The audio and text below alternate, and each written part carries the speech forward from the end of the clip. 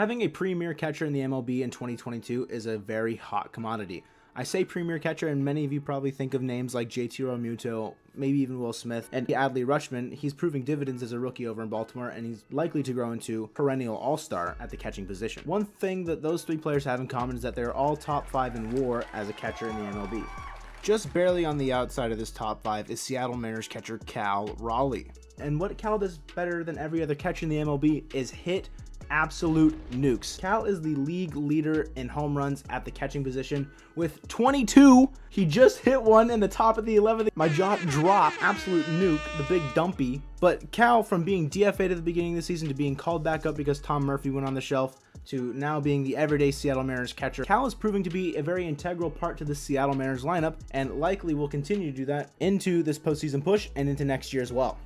So as I mentioned, Cal is leading the league in home runs. Baseball Reference hasn't updated it, but it is actually 22 home runs, 52 RBIs. His batting average is going to be slightly different. His OPS plus is going to be slightly different at 117 right now. It's likely going up. With that being said, taking a look at his growth from 2021 to 2022, overall, Cal has just blossomed into a better hitter in general. He's striking out less, he's walking a bit more compared to his previous year, and we take a look at the ratios here from 2021 to 2022. His home run percentage is up 4.7%, his strikeout percentage is down around 6.5%, and his walk percentage is up almost 4.5%. Cal's being a bit more disciplined at the plate, picking his pitches, and also hitting the ball very, very hard. Aside from leading the league in home runs, Cal actually leads the Seattle Mariners in a very specific stat, which is barrels per plate appearance.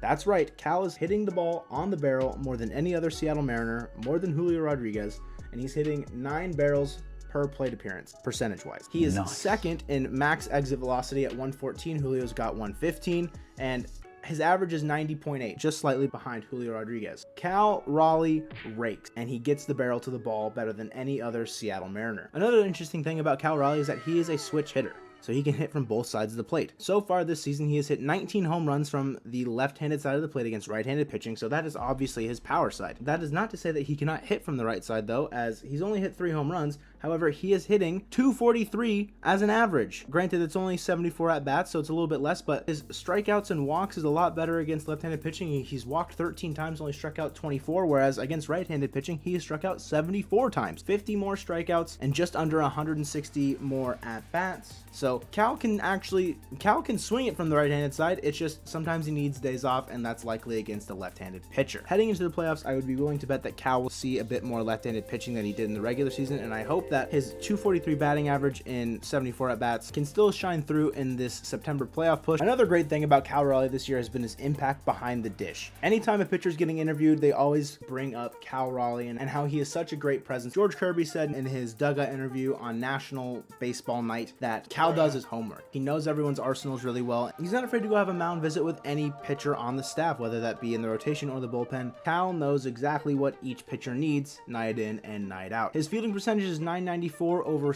777 innings caught. He's got 5 errors. I'm willing to accept .994 over 777 innings because he's got 12 defensive runs saved this year. On top of that, Cal's caught stealing percentage is 34% compared to the league average, which is 26%, meaning Cal's got an above average arm or above average pop time. And either way, I'm taking both of those.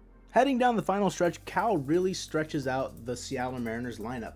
Hitting later in the lineup between 6th and the 8th spot generally, Cal Raleigh is the power hitter, the cleanup guy for the bottom of the order, essentially. A switch hitting power hitter to really lengthen out your lineup, where you've got the people at the top of your order like Julio, France, and Haniger, who can all do it from the right-handed side of the plate. Sometimes that switch hitter at the bottom of your order can be that dark horse to drive in a bunch of key runs, which Cal has proved many times across the season that he can do hitting late in the order. As I said earlier, Cal hit a clutch 2-run home run in the top of the 11th to seal the series sweep over the Guardians. On your screen right now is a video from Colton of Mariners Mojo recapping how the Seattle Mariners have dominated their opponents the last 15 games. Make sure to check that one out. Once again, thank you guys for watching. I'm Joe from Mariners Mojo, and remember, go Mariners.